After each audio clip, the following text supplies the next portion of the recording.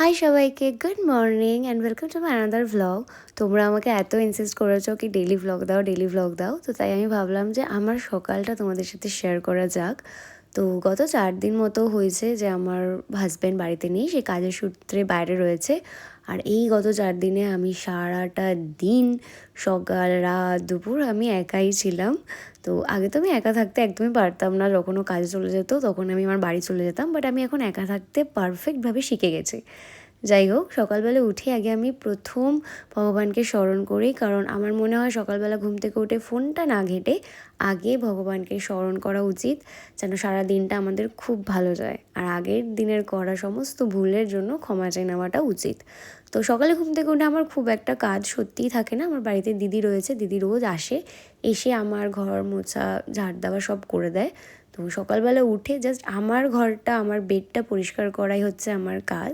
তো সেটা করতেই আমি শুরু হয়ে গেলাম। ঘুম থেকে তো উঠে পড়ি, সে যখনই উঠি, 6টায় উঠি বা 8টায় উঠি বা 9টায় উঠি বা 10টায় উঠি, সেই আমার ঘুম আর কোনোভাবেই কাটে না। তো বলে রাখি, আমি কখনো 8টায় উঠে পড়ি, কখনো 9টায় উঠে পড়ি, বা কখনো আবার 10টাতেও ঘুম থেকে উঠি। আর যখন খুব টায়ার্ড থাকি বা শরীর ভালো নেই, রাত্রে হয়তো অনেক দেরি হয়েছে ঘুম থেকে উঠতে, তখন মাঝে মাঝে 12টা হয়ে যায়। বেসিক্যালি আমার পুজো দেওয়ার জন্যে আমাকে তাড়াতাড়ি উঠতে হয়। তো উঠে ঘরের কাজগুলো করে নিলাম। ছোটোবেলা থেকে মাকে দেখতাম, মা সবসময় বিছানার চাদর একদম টান টান করে রাখতো। তো এই অভ্যেসটা এখন আমার মধ্যেও চলে এসেছে।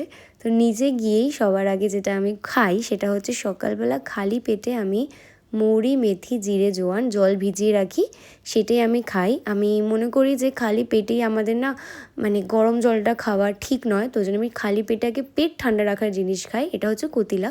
এটা এখন এত গরম পড়েছে বলে ইদানিং আমি খাওয়া শুরু করেছি। মানে গত এক মাস হলো আমি এটার সাথে মৌরি, মেথি, জিরে, জোয়ান জলটা মিশিয়ে আমি খাই। দেখো, আমরা তো ঘুমিয়ে থাকি রাত্রিবেলা, কিন্তু আমাদের বডি কিন্তু কনস্ট্যান্টলি কাজ করে যাচ্ছে। তো এটা আমার মনে হয় সকালবেলা উঠেই গরম জল আমাদের পেটে দেওয়াটা উচিত নয়, এতে অনেক সমস্যা হতে পারে। তাই আমি ঘুম থেকে উঠে আগে নয় প্লেন ওয়াটার খাই, আর নয়তো এই জলটা খাই, কারণ শরীরটা যেন ঠান্ডা থাকে। তোমরা এটা ট্রাই করে দেখতে পারো। এই জিনিসটা ভীষণ উপকারী একটা ড্রিঙ্ক। এর মধ্যে আছে মৌরি, মেথি, জিরে, জোয়ান, যেটা আমি একটা কৌটার মধ্যে একসাথে করে রেখেছি। তো তোমরা চাইলে ওগুলোকে পাউডার করে গুঁড়ো করেও খেতে পারো, বাট আমি ওগুলোকে ভিজিয়ে রেখে খাই।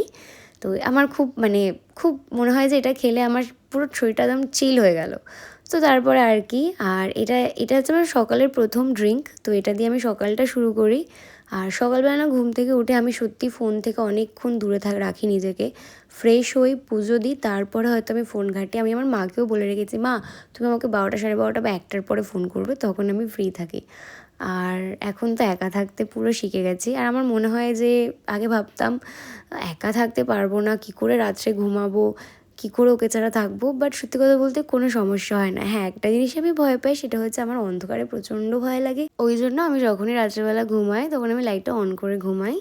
আর যখন সকালবেলা জানলা থেকে আলো ঢোকে তখন অফ করে দিই। একটা অসুবিধা হয়, সেটা হচ্ছে যে মাঝে মাঝে রাত্রিবেলা 1-2বার ঘুম ভেঙে যায়, কোনো কিছু একটা আওয়াজ হলো, ঘুম ভেঙে গেল।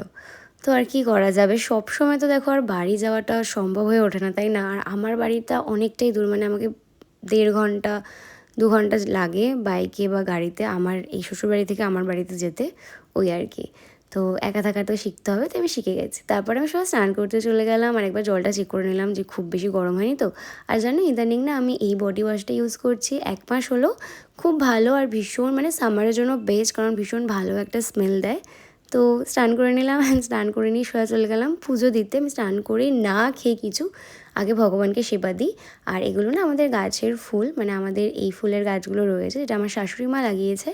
তো ওখান থেকে আমার শাশুড়ি মা আমারই একটা কাজই করে দেয় সারা দিনে, সেটা হচ্ছে যে ফুল তুলে দেওয়া। উনি ওনার ঠাকুরের জন্য ফুল তোলে, তো ওই জন্য আমার জন্য তুলে রাখে। ওনার ঠাকুর বলতে উনি নিচে আলাদা করে ঠাকুর পুজো দেয়, আর আমার ওপরে এটা আমার পাতা ঠাকুর। দেখো, ঠাকুর কিন্তু, ভগবান কিন্তু কারোর একার হয় না, ভগবান সবারই হয়।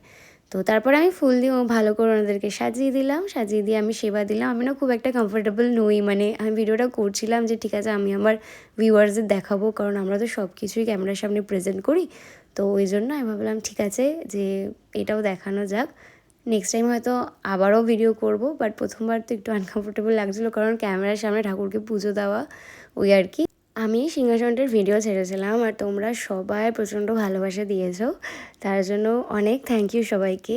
আর এই সিংহাসনটা আমাদের অনেক খুঁজে, অনেক স্ট্রাগল করে, অনেক মানে কথা কাটাকাটি হয়ে আমরা এই সিংহাসনটা ভালোভাবে প্রেজেন্ট করতে পেরেছি, মানে আমাদের হাতে পেয়েছি আর কি। আর কি বলবো, তো তোমরা সবসময় আমার পাশে এইভাবেই থেকো। আমি চেষ্টা করব রেগুলার বেসিসে ভ্লগ দেওয়ার, যেহেতু আমাকে সম্পূর্ণ কাজটা এক হাতেই করতে হয়, ব্রেকফাস্ট করা, ডিনার করা, লাঞ্চ করা, তো হয়ে ওঠে না, বাট আমি চেষ্টা করব। পুজো দিয়ে দেওয়ার পর যেহেতু ও বাড়িতে ছিল না, তাই আমি আমার জন্য ব্রেকফাস্টে পিনাট বাটার টোস্ট আর একটা পোচ টোস্ট বানিয়েছিলাম, একদম সিম্পল ব্রেকফাস্ট, বেশি হিবজি গিবজি না। আর সাথে নিয়েছিলাম হচ্ছে ব্ল্যাক কফি। বলে রাখি, ব্ল্যাক কফিতে সুগার জায়গায় কিছুই দিই না, আমি অল্প একটু ঘি মিশিয়ে খাই। তো দেখা হচ্ছে আবার নেক্সট ব্লগে। তোমরা খুব ভালো থেকো আর প্রচুর ভালোবাসা দিও। Tata, bye bye.